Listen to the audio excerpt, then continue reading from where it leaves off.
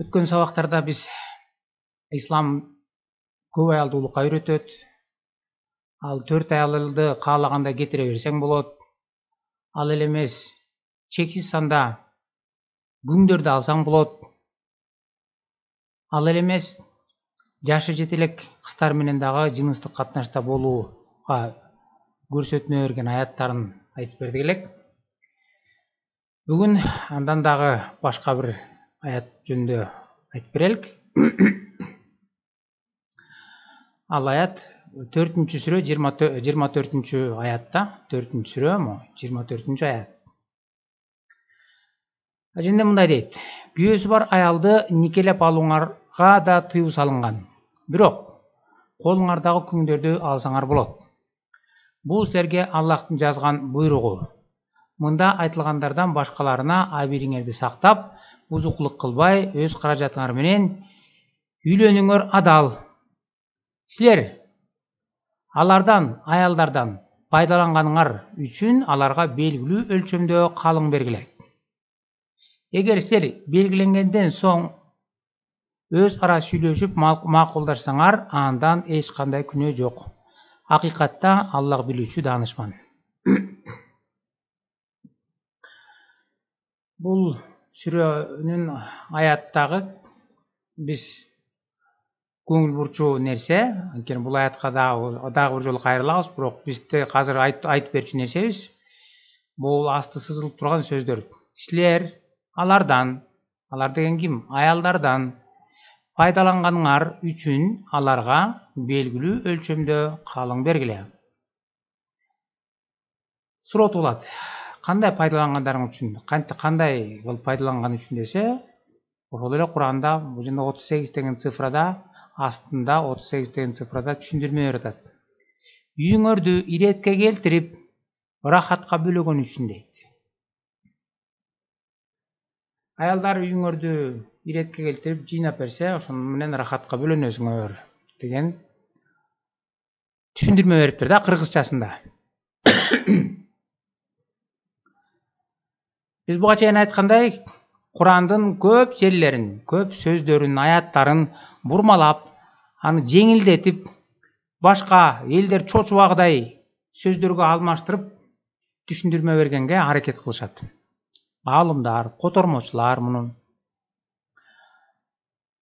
Анткени бул жерде үйүңөрдү иретке келтирип рахатка бөлөгөн деп атпайбы? 38-де. Эми ушул эле аятты 4-сүрө 24-чү аятты орусчасын карап көрөлүк. Курандын Элмир Кулиевдин котормосунда кандай деп которгон, анан кандай деген түшүндүрмө берет, ошого көңүл буруп көрөлүк. Анда мындай дейт: а за то удовольствие, которое вы получаете от них, давайте им установленное вознаграждение, брачный дар. На вас не будет греха, если вы придете к обоюдному согласию после того, как определите обязательное вознаграждение, брачный дар. Воистину Аллах знающий, мудрый. Асты сызылып тургандай бул жерде: а за то удовольствие, которое вы получаете от них, давайте им установленное вознаграждение. Силер алардан алган удовольствиеңар үчүн, пайдаланганыңар үчүн аларга белек бергиле дейт. Бул жерде да брачный дар деп койгон. Бул эч кандай брачный дар эмес. Анткени мына ошол эле китептин өзүндө 148 деген номер ошол жерде турат. Ошону карасаң, артында хадис бар деп турат да. Аркасында хадисти карап көрөбүз. Ушул 148 номерда хадисте ушул аятты кандайча деп түшүндүрмө берип атат. Эгер артын ачсак, 660-бетте ошол эле Элмир Кулиевдин которгон Куранында 148 номерда берилген хадис. Ибн Аль-Джаузи писал по поводу этого аята: существует два мнения.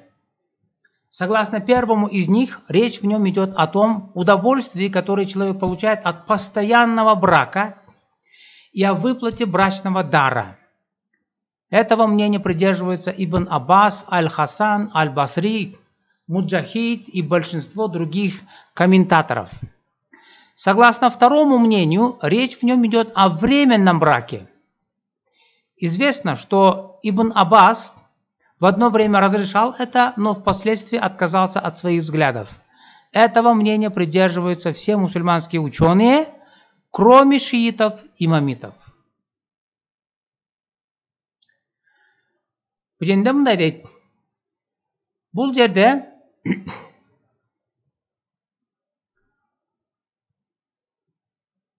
екі түшүнүк бар дейт, екі көз караш бар дейт. Бұл аятты түшүндүрмө бергенде. Биринчисинде эмне дейт? Кандай рахат алып атасың, же болбосо удовольствие алып атасың аялдардан эмне десе, бул постоянный брак жөнүндө дейт. Исламда ушундай түшүнүк бар экен. Постоянный, анан временный деген. Постоянный деген алдың, ошо менен жашайсың, бирок ал деле жашаган кааласаң кетирип ийесиң. Бирок ошон менен бирге эле речь в нем идет о временном браке дейт.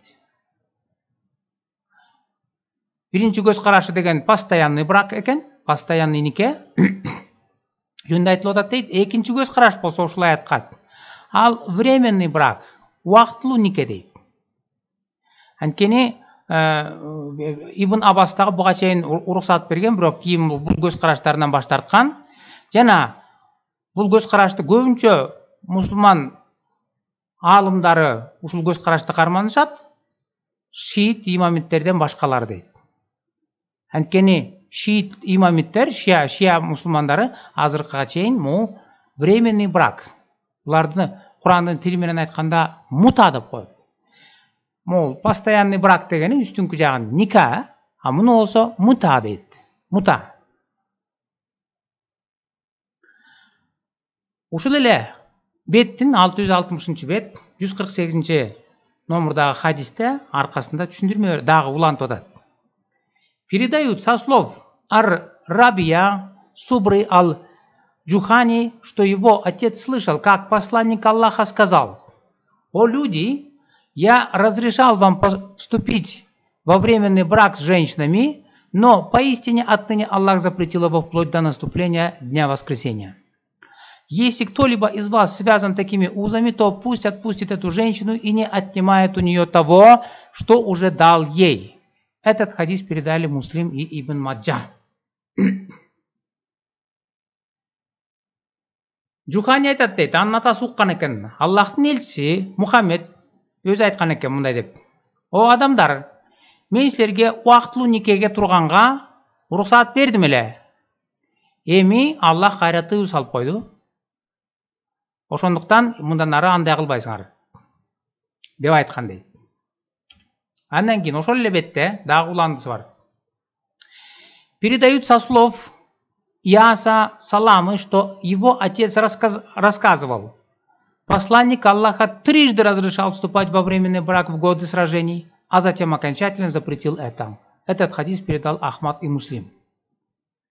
Да, бирөөнүн атасы айтып тур, Аллахтын элчиси 3 жолу убактылуу никеге турганга уруксат берген согуш учурунда, андан кийин окончательно тыюу салып койгон дейт.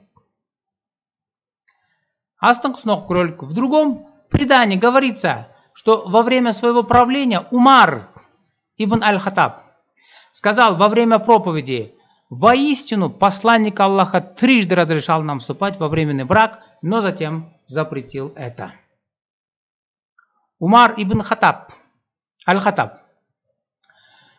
айтып атат, ал өзү Аллахтын элчиси чындыгын айтайын дейт. Воистину, чынында Аллахтын элчиси бизге 3 жолу уруксаат берген убактылуу никеге турганга, андан кийин өзү тыюу салган дейт. Бул китепти мен жогоруда айттым эле, Элмир Кулиевдин котормосу. Мен ушул сабактардын экинчи номер 2 деген экинчи сабакта сүрөтүн дагы көргөзүп, ичине ачып дагы көргөзгөм. Жашыл китеп. Элмир Кулиевдин котормосу аркасында хадистер менен моундай түшүндүрмө берет аяттарга. Ошону өзүңөр алып карап көрсөңөр болот. Московский менен Гоголь көчөсүнүн кесилишинде жайгашкан мечитте, ошондой эле Дордой базарында да жайгашкан мечитте дагы Ал жерде дагы көп дүкөндөр бар, Куран китептерин сатат. Аяктан да сатып алсаңар болот, өзүңөр ушуну окуп көргүлө. Куран өзү айтып, ага Куранды түшүнбөй калбасын деп аркасында түшүндүрмөлөрдү берип атат. Бул деген убактылуу нике, башкача айтканда мута деп. Аны биздин кыргыз аалымдар Куранды кыргызча которгондо, аны убактылуу нике эмес, аны өзүңөр бул жерде көргөндөй, үйүңөрдү иретке келтирип, рахатка бөлөгөн үчүн дейт. Эгер аны бул чындыгын жасап отурса, анда элдин үрөгү учат да. Исламдын чыныгы жүзү ачылат. Ошон үчүн булар колдон келишинче сөздөрүн, аяттарды дагы бурмалап, жеңилдетип, жумшартып, башкача маани бергенге аракет кылышат. Ага мына далил, өзүңөр алып кыргызчасын да алып, орусчасын да алып окуп көргүлө. Эми биз хадистерден окугандай, Элмир Кулиевдин котормосундагы. Аженде айтып атпайбы? Шиялар азыркы күнгө чейин муну туура деп колдонот деп. Анда эмесе биз азыр ошол интернетке кирип туруп, шиялардын өзүнөн маалымат алып көрөлүчү, алардын өздөрүнүн сайтына кирип, шиялар өзү анткени алар азыркыга чейин колдонуп атат да. Бул эмне? Муну кандай деп түшүнсөк болот деп тереңирээк. Google'га кирип туруп, орусчасында мындай кенен бербейт, орусчасында деле Википедияга кирип туруп, что такое мута десеңер чыгат, бирок мынчалык терең эмес. Бирок англисчесине кирсеңер, мына what is muta? Shia pen. Шиялардын өздөрүнүн сайтына кирсек дагы мута деген эмне экенин деп бассак, мына чыгат. Shia pen мусулмандардын өздөрүнүн сайты. Мына shiapen.com. Shia pen. Chapter 2. What is muta? Мута деген эмне? Эми муну бул англисче болгондуктан Google'га эле ушул жерден которуп бер десек, мына орусчага которуп бер десек, муну которуп берет. Что такое мута?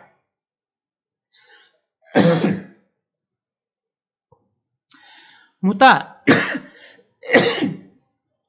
это тип брака, используемый так же, как постоянный брак, ника, чтобы заставить мужчину и женщину физических халять друг друга.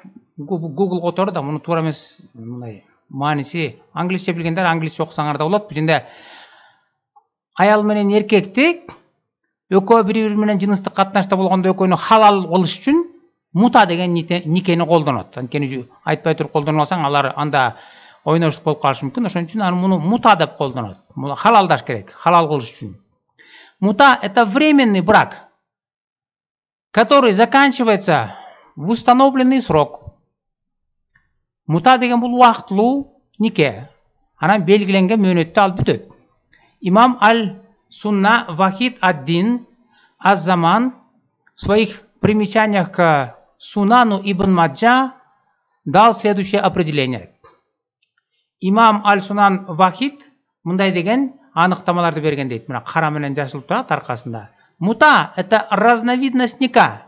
До согласованного времени это может быть день, 2 дня, месяц, 1 год, 3 года и так далее. Мута деген эмне? Бул никенин эле бир түрү. Жана ал 1 күнгө, 2 күнгө, же 1 айга, же 1 жылга, же 3 жылга өлчөп туруп, ошондой мөөнөткө анан никеге тура берсе болот. 1 күнгө турсаң да болот, сүйлөшүп коюп туруп, анан жатып кайра кетип каласың. Мына бул жерде өздөрү келип атат. Мына ошол Вахиддин Заман имамдын китеби 2 тому 76 бети деп өздөрү келтирип атат. Андан кийин имам Аль-Навави в своем комментарии к Сахиху Муслим опирался на определение мута, выдвинутое имамом Ахле Сунны Кади Яд следующим образом. Аль-Навави деген дагы сунни мусулмандардын эң белгилүү имамдарынын, аалымдарынын бири болот. Ал мындай деген деп туруп, астына мына кара менен аныктамасын берип атат. Улема согласны с тем, что это мута, это никах, в котором муж и жена не наследуют друг друга, и разлучение произойдет по истечении указанного времени без талака. Улемалар ушуга макул дейт. Мута деген бул никенин бир түрү. Кандайча түрү? Алар аял менен эркек экөө бири-бирине эч кандай жоопкерчилик алып жүрбөйт. Экөө бири-бирине тиешелүү эмес. Жана ажырашуу белгиленген убакыт келгенден кийин талак деп айтпай туруп эле ажырашып кете берсең болот. Талактын да кереги жок.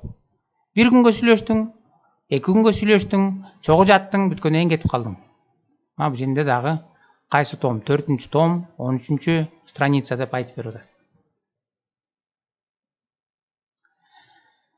Андан кийин суннитский ученый Аллама Абдурахман аль-Джазери в своем аль-Фикх аль-Мадхаб аль-Арба сказал.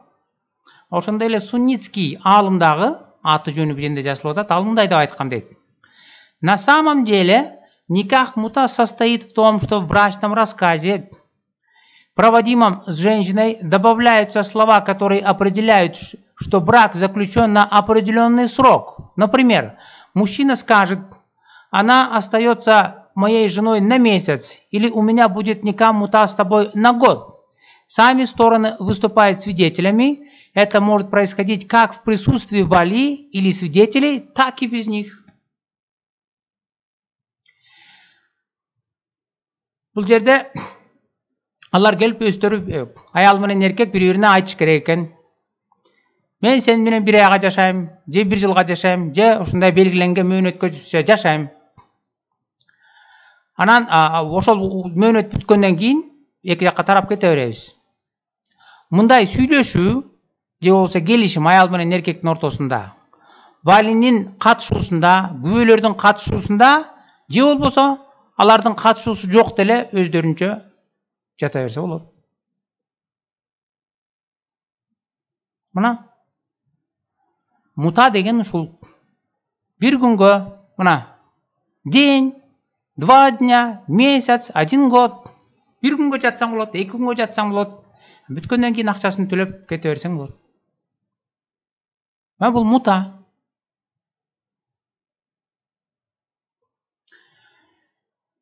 Дагы бир сайтка кирип карап көрөлүк. Муну өзүңөр дагы ачып алып туруп, орусча которуп алып карасаңар болот. Андан кийинки сайтта карап көрөлүк. Бу да англисче. The 4 pillars of muta. Muta, temporary marriage.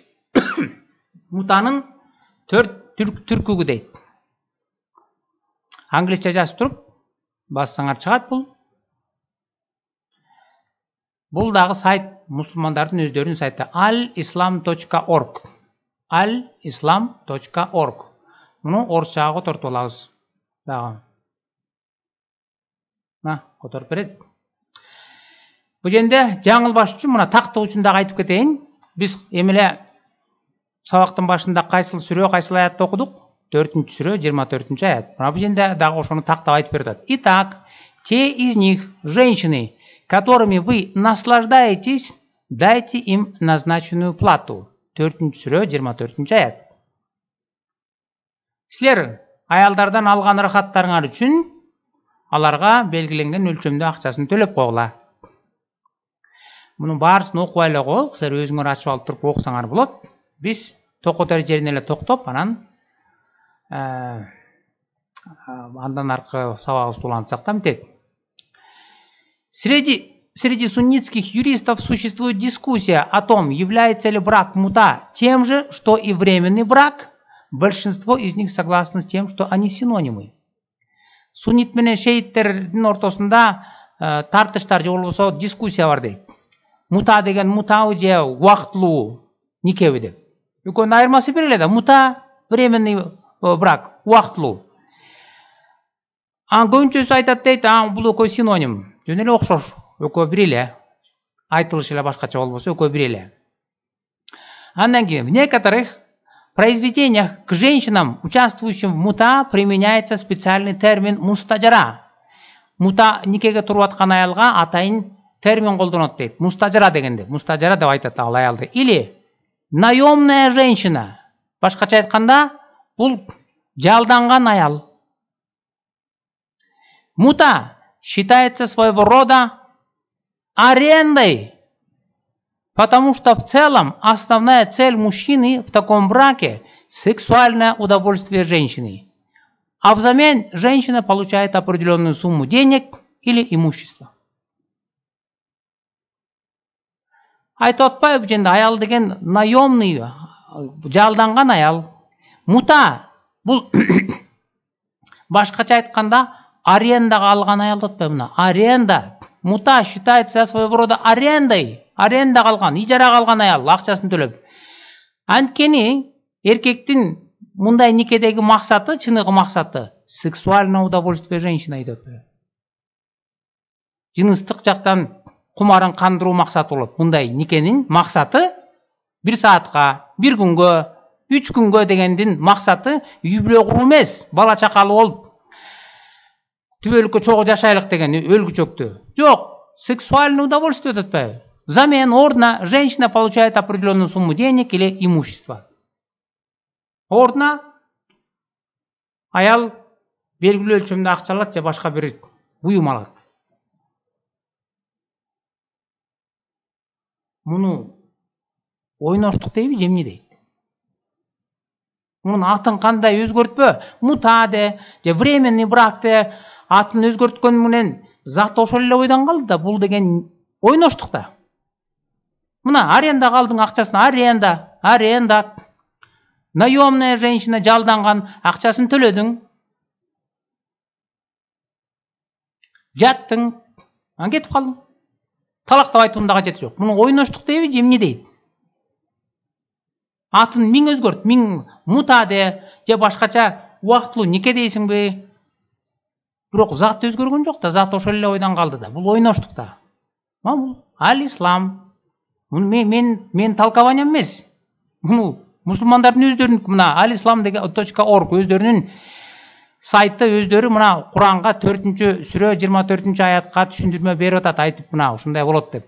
Мындан аркысында да окусаңар бүттү. 4 түркүп деп атпа, ошо түркүптөрдүн баарысын айтып берет. Кандай кылып туруп, кандай жатса болот деген.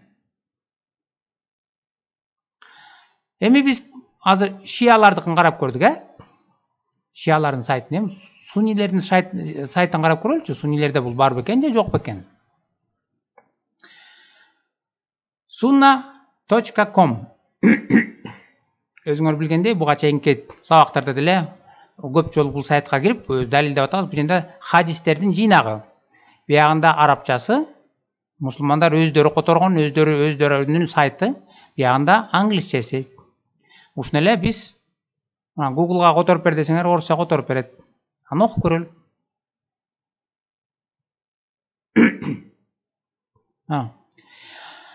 Мындан баштайлык. Я слышал, как Ибн Аббас выносит вердикт. Когда его спрашивали о муте с женщинами, и он разрешил это, никах аль-мута. На это его освобожденная рабыня сказала ему только тогда, когда это очень нужно, а женщин мало. На это Ибн Аббас сказал да. Бул жерде мута никах жөнүндө, никах эмне аль-мута, мута жөнүндө болот. Качан уруксат берсе уруксат экен ал десе, айткан дейт, аябай зарылчылык болуп, аялдар жок болуп аткан кезде анда мута кылсаң болот дейт. Только тогда, когда очень нужно, а женщин мало. Сунни мусулмандардын хадистери менен өздөрү тастыктап берип атат. Кайжинде эч кандай кыргыз модалар которгондой үйүңөрдү жыйнап берген эмес, иреттеп берген эмес. Бул жерде мута, убактылуу нике, же болбосо ойноштук, акчасын төлөп жатасың. Андан кийинкисин карап көрөлүк. Когда мы были в армии, посланник Аллаха пришел к нам и сказал, вам разрешили совершить мута, брак, так что делайте это. Бизге Аллахтын элчиси, башка жакында Мухаммед өзү келип туруп айтты дейт. Силерге мута уруксат берилди беле? Анда эми кыла бергиле.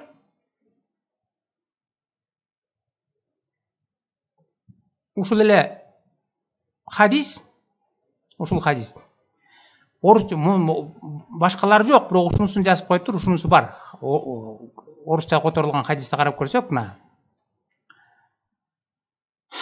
Сахих аль-Бухари. Карап көрөбүзбү? Сахих аль-Бухари.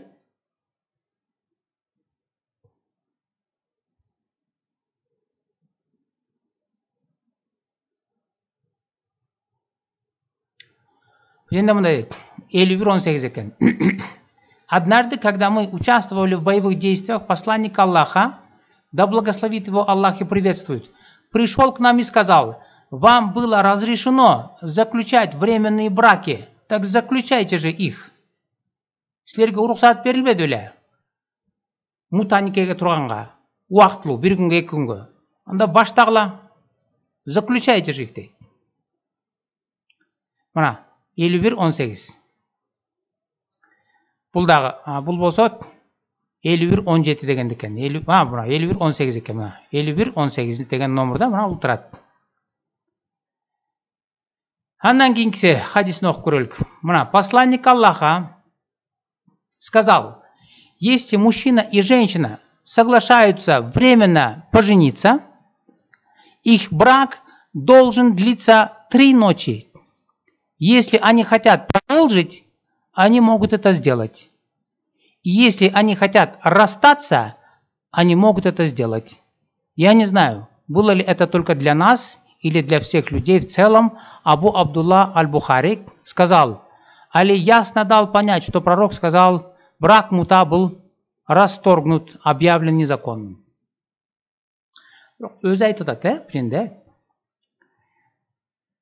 Аллахтын элчиси өзү бизге айткан дейт. Эгерде аял менен макулдашып, убактылуу жатканга макулдашсаңар, анда алардын никеси же мута 3 күнгө созулуш керек, 3 түнгө. 3 түндөн кийин эгерде аны узарткысы келсе, алар узартып алсын дагы, канча күнгө экен кааласа. Эгерде алар жок, жакпай калса, анда токтотуп койсун. Мухаммед өзү ушундай көрсөтмө берген. Жатсаңар болот. 3 күнгө жаткыла, жагып калса да узартып алгыла, жакпай калса кетирип ийгиле, токтотуп койгула. Андан кийинки хадис. Бул 551:19 деген хадис. Я был с Аннасом, пока его дочь была с ним. Анас сказал: женщина пришла к посланнику Аллаха и представилась ему, сказав: о посланник Аллаха, нужна ли тебе какая-нибудь во мне, то есть ты хочешь жениться на мне? Тогда дочь Анаса сказала, какая она была бесстыдная женщина, позор, позор. Анна сказал, она была лучше тебя, ей нравился пророк, поэтому она представила себя для брака с ним. Ал турмак мындай окуя болуп тур. Анас деген адамдын жанында кызы менен турган экен. Аллахтын элчиси Мухаммед дагы турган экен. Анан ага бир аял келди дейт. Бир аял келип туруп, анан Мухаммедке айтып атат: мени аласыңбы, мага муктаждыгың барбы дейт. Нужна ли к тебе какая-нибудь во мне? То есть ты хочешь жениться на мне? Мута. Анда анастын жанында турган анастын кызы жиркенип айтты дейт. Кандай уяты жок аял бул? Уят, өзүн кантип ушул бирөөгө келип берсин десе, Анна атасы айтып атат: бул сенден да жакшы экен. Анткени ага пайгамбар жагып атпайбы? Анан өзүн сунуш кылып атат. Предлагала, Google котор да представила эмес. Предлагала себя для брака с ним. Мына өзүңөр көргөндөй бул жерде эч кандай үй жиноо жөнүндө эмес, бул мута жөнүндө болуп атат. Мута деген убактылуу, 1 күндүк, 1 сааттык, 2 сааттык, 2 күндүк, 3 күндүк деген нике деп айта албайсың, бирок нике да булардын тилинде. Башка хадисти карап көрөлүк. Бул Сахих Муслим, Сахих аль-Бухари Бирок ушулар деле мына могул 1 күнгө, 2 күнгө, 3 күнгө дегенди орусчасынан таппайсыңар мына. 519 да бул 518 менен бүттү. Болду. 517, 518 болду. Андан ары аттап кетет. 521ге аттап кетет. Анткени тигини көргөзбөйт. Аякта чындап келсе анын ичинде Мухаммед өзү 1 күнгө, 2 күнгө, 3 күнгө жаткыла деген, Мухаммедтин өзүнө аялдар келип өздөрүн сунуш кылганын, предлагать эткенин жазбайтпы жеңге мына. 5117, 5118. Мунусун эле жазып койгон. Эми андан кийин эле 5121. Мына бул жерде 5117, 5118 биз окудукпу орусчасын. Анда эми мына 5119, 5120 болуп кетет. Мына бул жерде дагы ошо жолоң мута жөнүндө жазылган. Исламдын чыныгы жүзүн аччу, уят, жаман жерлерин орусча хадистерде дагы аттап которбой кеткен да. Бул эми Сахих аль-Бухари. Эми биз Сахих Муслимге кирип көрөлүк. Мына Сахих Муслим. Бул жерде дагы арабча, англисче, муну орусча котортуп алалык. Анда мута жөнүндө эмне дейт? 14:05 деген экен. К нам пришел провозгласитель посланника Аллаха и сказал: посланник Аллаха дал вам разрешение на пользу себе, то есть на временный брак с женщинами. Аллахтан бир чабарман келди дагы айтты дейт. Аллах силерге өзүңөргө пайда келтирип, убактылуу никеге турганга уруксат берди дейт аялдар менен. Мутага.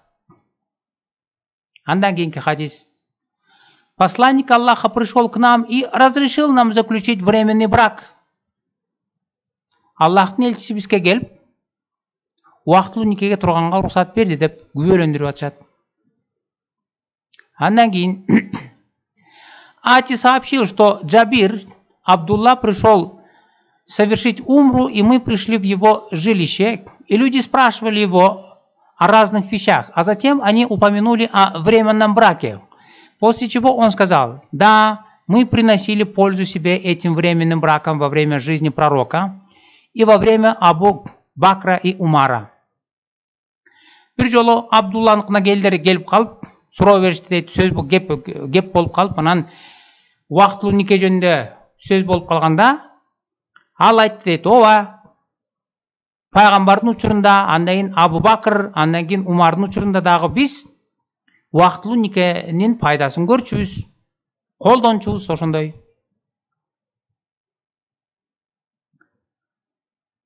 Андан кийин мы заключили временный брак, дав горстку сказок или муки в качестве приданого при жизни посланника Аллаха и дурник во времена Абу Бакра, пока Умар не запретил это в случае Амра бен Хурайта. Биз убактылуу никеге турчубуз дейт. В качестве приданого, приданый да болмок беле. Приданыгы катарында, калың катарында эмне берчүбүз дейт? Un берчүбүз дейт предке. Муну приданый деп койсо, бул приданый болуп калбайт да, бул деген төлөм. Ал кезде un берип, аялдар менен жатышыбыз дейт мына. Бир табакпы, эки табакпы, канча un берип, анан кыйналып аткан аялдарды пайдаланып, алар менен жатчу, мута. Андан кийинки хадисин окуп көрөлүк. Пока я был в компании Джабира, Абдулла, человек подошел к нему и сказал, что Ибн Аббас, Ибн Зубайр различались по двум типам мутасов: тамату, хаджа,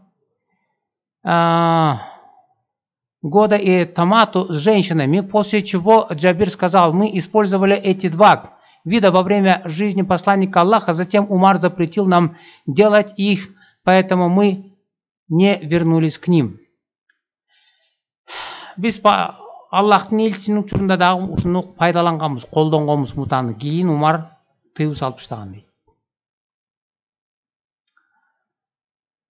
Я Салама сообщил со слов своего отца, что посланник Аллаха дал разрешение на заключение временного брака на 3 ночи в году Аута 1847 года, а затем запретил это. Аллахтың елшісі өзі рұқсат берген, андан кейін мұта қылып 3 күнге аялдар менен жатқанға, андан кейін тыю салып қойған дейді.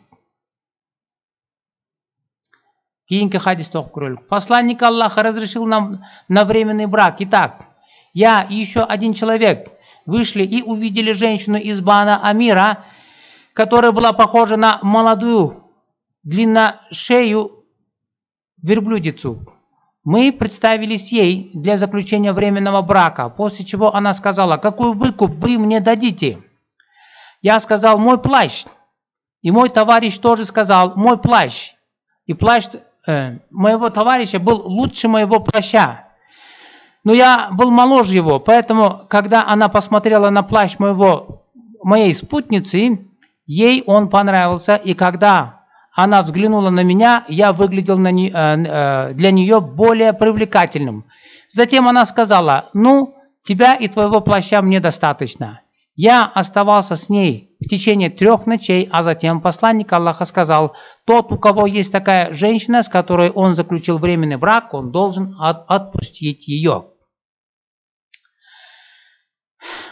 Бұл немене оқияны айтады. Аллахтың елшісі бізге рұқсат берді дейді. Уақытлы неке мұтаға барып жатып келгіле деп. Анан біз тең түшім көз шықты келек. Аяқта бір uzun мойынды, сұлу келінге жолығып, анменен жаталы деп сөйлештік. Сұрады дейді келін: емне бересіңер орнына деп. Орнына чапан усты берелік дедік. Жолдошымның чапаны жаңырақ еле, мен чапаным ескірек еле. Бірақ менің чапаным ескірек болғанмен өзім жақшырақ болғандықтан, аял мені таңдап, менен жатқысы келдік. Ана мен анменен 3 түн жаттым да өтпей. Қаяқтағы? Брачный дар жолуса қалың. Қалыңын төлеп қойып анан кете бергіле. Қалыңға чапан береу. Же 2 табақ, 3 табақ ұн береу. Бұл енді айтып өтпей. Biz Allah'ın elçisi ruhsat verdi, bargıla dedi deydi. Anan biz bardık, dosum ököz, teң түшüm ököz bardık. Sulu gelinge joluksak, al emne öresin dedi. Ököz teң çapan usты sunuş kıldık. An çapanı жаңырақ болған менен мен өзім жақшырақ болчумун. Ошондуктан мени тандап, анан мен аны менен 3 күн жаттым да өтпөй мына. Сахих Муслим 14:06. Эми ушул эле хадистерди мына 14:06, 14:04-тен баштап жалаң мута жөнүндө айтып берди, окудук биз. Эми ушуну эле орусча которулган хадистерге кирип карасак, мына 14:04, 14:05, 14:06 дегендерди мына 14:43 чейин деп турат да. Ушунун ичинен табышыбыз керек да. Ушунун ичинде болуш керек. Эми ушунун үчүн карап көрсөк, мына 14:43. Бияқта жоқ. 14:22. 14:04 жоқ. Қана. Таппайсыңар. Аны бияққа жазбайды. Кені жазса, мұны барын ел оқыса, елдің үрейі чатма. Анда исламның чынығы жүзі білінеді. Ошон үчүн бияққа жазған жоқ. Бирок англисчесин азыр технология өнүккөн. Англисче, арабчасын ачып туруп эле, анан Google аркылуу орусча которуп бер десеңер, которуп берет, өзүңөр окуп көргүлөчү.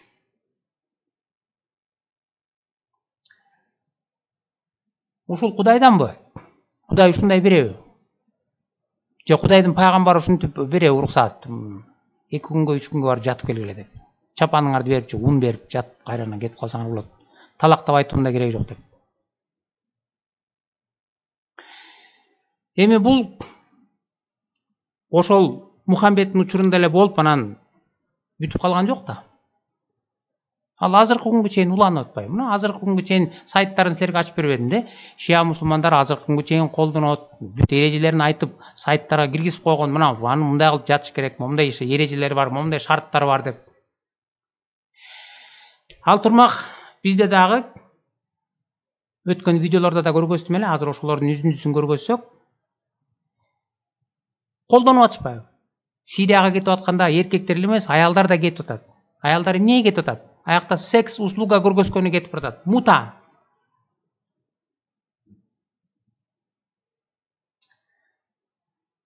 Ошол өткөндө көргөн видеолордун бирөөнө кайрылып көрөлүчү мына.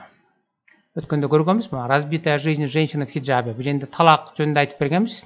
Бирок ушунун ичинде эле жанагындай убактылуу нике же болбосо секс услугаларды көргөзүп, аларды аялдарды секс услуга көргөзгөнү мута аял катары, проститутка катары колдонуп аткандыгы жөнүндө айтып берип атпайбы мына. Аны дагы көрүп көргүлөчү. Ушуну бассаңар мына разбитая жизнь женщины в хиджабе. Азыр көңүл бурсаңар ушул жака. Недавно в масс-медиа появилась информация о том, что девушек из исламских сект отправляют в Сирию или Египет на джихад аль-Никах, оказывать сексуальные услуги воюющим боевикам. Живой товар напутствует так: погибните, исполнив долг, вам простят все грехи.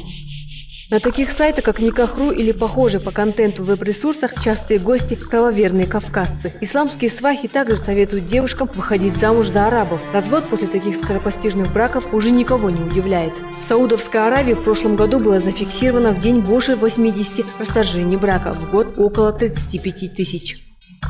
В Казахстане брачные услуги оказывают даже верующим в местах лишения свободы. Им находят невест, устраивают телефонные переговоры и тут же женят. Женщины в хиджабах едут к своим мужьям-заключенным на встречи и годами ждут их на свободе. Имама алматинской мечети Канагата Кажи и самого пугает такие тенденции. Мына бизде да келди. Казакстанда түрмөдө ушундайларды көргөзүп атат. Секс услугаларды. Башкасын карап көрөлүк. YouTube'га кирип карасаңар, мо Сирия аял азап арман дегенде. Ушуну ачып көргүлөчү. Толук көрбөй эле коелук, өзүңөр ачып алып көрсөңөр болот. Мына үзүндүсүн бул жанагы аялдарды секс услугага колдонгондугу жөнүндө айтып берип аткан жерлерин көрсөк, ошондуктан кетип атат деп ойлойм мен. Сирияга диний билим алам деп барып алданып калган кызды апасы Кыргызстандык улуттук коопсуздук мамлекеттик кызматы жана Түркиянын полициясынын жардамы менен эптеп куткарып келген. Күч кызматкерлери аны менен кошо Сирияга акча табам деп барып, сексуалдык кыйноолорго кабылган дагы бир кыргызстандык кызды да куткарып келишкен. Кандай жолдор менен Сирияга барып калгандыгын айткысы келген жок. Анткени ал жака барганда сексуалдык кулчулукка түшүп калган. Ошол себептен мына психологиялык жактан өтө оор травма алгандыктан көп нерселерин айтып берүүдөн баш тартып айткан жок да. Башында Сириядагы согушка азгырылган кыз келиндердин көпчүлүгү Кыргызстандын түштүк облустарынан болсо, өткөн жылдын аягында Чүй, Ысык көл облустарынан да Сирияга кеткен аялдардын саны көбөйүүдө. Сирияда кыз келиндерди кандай күн күтүп турат? Когда на одном месте есть большая концентрация мужчин. Ислам мамлекети өзүнө аялдарды тартуу үчүн катуу аракет кыла баштады. Анткени ал жакта аялдар жетишпейт. Ислам мамлекети башка террордук уюмдардан айырмаланып, өзүн мамлекет деп атады. Ал эми мамлекетте аялдар үй-бүлө институту болуш керек. Ошондуктан алар гендерлик саясатын өзгөртүп, атайын аялдарды тартууну баштады. Анткени ал жакта дагы аялдар керек. Женщины там нужны. Негизинен ал жака барган аялдар көбүнчө сексуалдык жихадка пайдалангандыгы, ошондой эле тамак аш бышырганга, жарадарларды дарылаганга колдонгондугу. Ошол эле учурда баягы өмүрлүк жолдошу менен барган аялдар өмүрлүк жолдошу каза болуп калса, башка ошол жердеги баягы согушуп жаткан адамдарга нике кыйып, бүгүнкү күндө келе албай жүргөндү көбүнчө өкүндүрөт да бизде. Что пишется в СМИ? И если вы посмотрите, вы увидите, что там очень мало аналитических статей. Согушчандар өздөрүн ислам мамлекети деп атап алгандан кийин аялдарга чакырык ташталган. Алардын арасында дүйнөнүн бардык булуң бурчтарынан суннит мусулман аялдарды согушуп жаткан эркектерди сексуалдык жактан тейлөөгө ташталган чакырык дагы бар. Ошондуктан Сирияга барган кыз келиндерди ушул жол күтүп турушу толук ыктымал. Неизвестно, потому что я привязан, не всем людям это известно. Согуш айрым адамдар үчүн өзүңөр бул жерден көргөндөй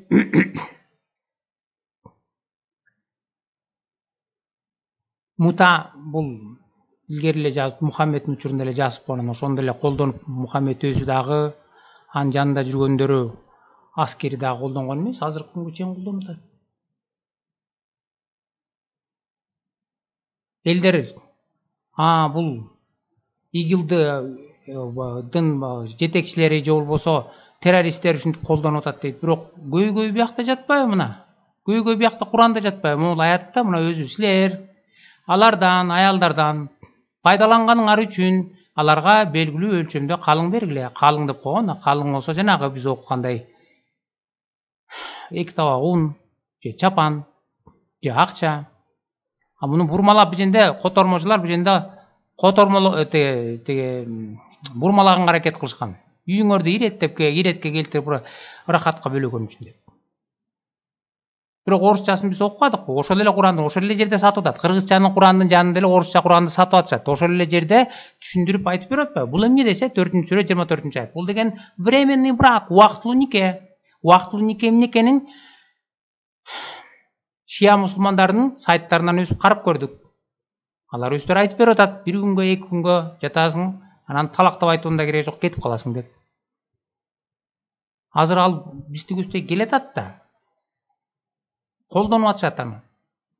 Анткени көйгөй биякта жатпайбы? Сыртынан эле Сирияга кеткендер менен күрөшүп, ошолор жаман экен дей бергенден кажети барбы? Мына биякта өзү үйрөтүп берип айтып берип атпайбы? Жөн эле эмес, орусчасында ар жагында хадистерден берген түшүндүрмөсүндө дагы түшүндүрүп берип атат. Аженде деген эмне жөнүндө болуп атат? Аялдардан алган рахатың үчүн деп атат. Удовольствие алганың үчүн аялдар менен жатып. Ал кандай жатып десе, ал убактылуу нике. Убактылуу нике эмне деген? Мута.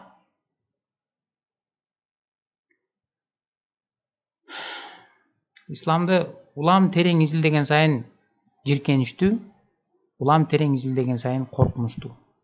Мунун атын кандай өзгөртпө? Мута дейсиңби же убактылуу нике дейсиңби? Заты өзгөрбөйт да, заты ойноштук. Заты.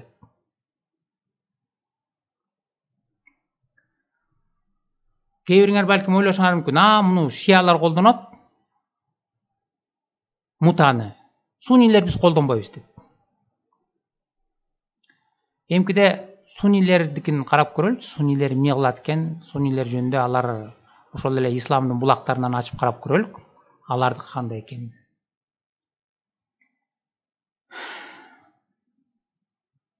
Ага чейин өзүңөр дагы ачып карап, могу китепти алып кыргызчасын да окуп, Курандын орусчасын да окуп, анан мен жогоруда көргөзгөн сайттарды ачып алып өзүңөр да карап, бир ой жүгүртүп көрсөңөр деген үмүт менен аяктайлык.